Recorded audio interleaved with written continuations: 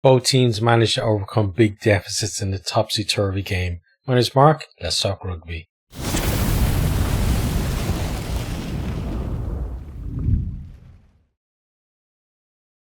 It was Connacht who got the good start in this one, but early on, Benetton, they're pressuring in the 22. Gallo with a couple of really good carries before Ainger turns it over for Connacht. Very competitive start. Then Connacht spin that ball wide to Finn Tracy on his first start. He breaks, kicks around the cover, and then has the pace to beat him there to the ball. It sits up well for him, and he goes, infield to make the conversion a formality, 7-0. Benetton then back in that Connacht 22. Pressure from the defence, though, forces a knock on. Connacht then should have had a second try. Brilliant build up. O'Connor and Ford, good involvements. They tie in the Benetton defence, go wide to Heffernan. He goes over, but really good covering tackle from Rhino Smith causes a knock on in goal. Great defence, preventing a certain try. But Connacht come right back, and Shane Bolton slaloms his way over. Conversion missed, 12-0. We then have a couple of penalties on the bounce for Benetton. Connacht not rolling away in both instances. They went quick from the first one. Second one, then they decided they're going to take the points. Albanos makes it 12-3. From there, then, Benetton's first try comes from an up and under. Comes off Ioane's shoulder. Zanon gathers a loose ball, gives it to Isakor. Great run from him deep into the 22. Then they spin it wide, and Mendy is over to score. There's a Timo check for a possible knock on, but it's all good. As I said, it actually came off Ioane's shoulder. Converted for 12-10. Benetton then hit the lead. Chip kick into space out wide, collected by Mendy, and he puts it back inside for Andy Urin to score. Converted by Albanos for 17-12. Benetton then charged down a clearing kick. Spread it. Zanon going for the corner, but great covering tackle by Ioane. We have a Timo check on a possible try. Great finish in the corner, rides that tackle. Just about gets the ball down before he's knocked into touch.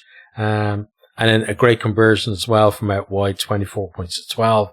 Shane Bolton then takes Gallagher out in the air, and penalty to Benetton. Albanos keeps his 100% kicking record for the season as he's lost the penalty from out wide, 27-12. Connacht then work it into the 22, looking for some kind of way back into the game, battering at the line before Boyle gets over, just about gets it down the line, converted for 27-19, and an important score just before the break because Benetton had so much momentum, 27 unanswered points from them. Connacht then, with sustained possession in the opening minutes of the second half, they're moving the Benetton defence around. You can see that they're creating gaps that weren't there for the most part in the first half. They work it to 5 minutes out, penalty advantage. Advantage is called over, though, just a few phases later, and Hurley Langton manages to dive over to score next to the post, converted for 27-26, so Connacht back within a point. Ireland then taps and goes quickly from penalty, makes good ground, but when they move it from the ruck, there's a knock on. You feel like at that stage, maybe calmer heads needed in that situation. They come back really well, but Connacht, as I said, just a point back, and either a kick for the post or kick to the corner, get themselves that scoreboard moving again, in their favour. But it's one of those ones where if it come off where he tapped and gone, and they catch Connacht on the hop and they get into score, he looks like a genius, right? Hurley Langton then not rolling away, and Benetton kick up the line for decent field position. Another silly penalty conceded, this time by Buckley, and Albanos does get that scoreboard moving, stretches the lead to 30-26. Hugh Gavin then breaks the middle, but his pass to Devine goes to ground. A real chance wasted there. You feel like just had to be a little bit, just a little bit more composed maybe when he was in behind there. Just make sure he hits his man with the pass. Connacht then, discipline hurting them, give away 3 penalty advantages in about 20 seconds. But Benetton, they kick to the corner, and Connacht actually managed to keep it in play and kick it clear. Big mistake from Benetton there. And then Benetton then stretching the Connacht defence on the edge of 22, but Tierney Martin turns it over and Connacht bring it away. And some really good interventions by Connacht in that period there, because Benetton, a lot of time in that Connacht half, they're on top, but they're not actually scoring any points. Then we have a great break from JJ Hanrahan right up to the opposite 22. Devine then spins it wide and Bolton bounces off a tackle to score in the corner. Hanrahan, he does nail the touchline conversion, but he ran out of time, so it doesn't count. 31 points to 30. Connacht squeak into the lead. They then win a scrum penalty, a rare event for them, and they go up the line to the edge of the 22. They pick and go their way right up to the line. Then Matthew Devine comes on a nice angle and finally gets over next to the posts, converted for 38 points to 30. Benetton then, they kick a penalty to the corner. They're looking for 2 bonus points, one for the try bonus point and a losing bonus point, or even more if they can get a score and then quickly come back down and maybe win the game. But when they go to the maul, they're forced into touch, but Dowling actually stripped it and he went in, so they get another attempt. This time then the maul goes forward, but it goes down. It's unplayable. Connacht win the turnover. Great defence from them. Yet another chance then though for Benetton. Win a scrum it's free at the scrum. They tap that. They run it. Connacht though forcing them away from the line, and they have to go in to seal off after an Issacore carry. Penalty to Connacht. Connacht then managed to run down the rest of the clock, get it off the field. 38 points to 30 is the final score. Okay, we're going to have a look at the stats, and then we are going to talk about each of the teams. So, first up on attack, 6 tries to 3 for Connacht, and really did, take their scores very well. Benetton, you can see there, not too far behind, only 8 points behind. Very, pragmatic from them in terms of taking their penalties and taking their points. Excuse me. And then just that unerring accuracy from Albanos from the boot as well, making sure that they're not leaving any points out on the field. Possession then 55 to 45 to Connacht. 12 clean breaks each. So a lot of decent attacking play. Then 27 defenders beaten from Connacht to 20 for Benetton. Offloads 5 to 9.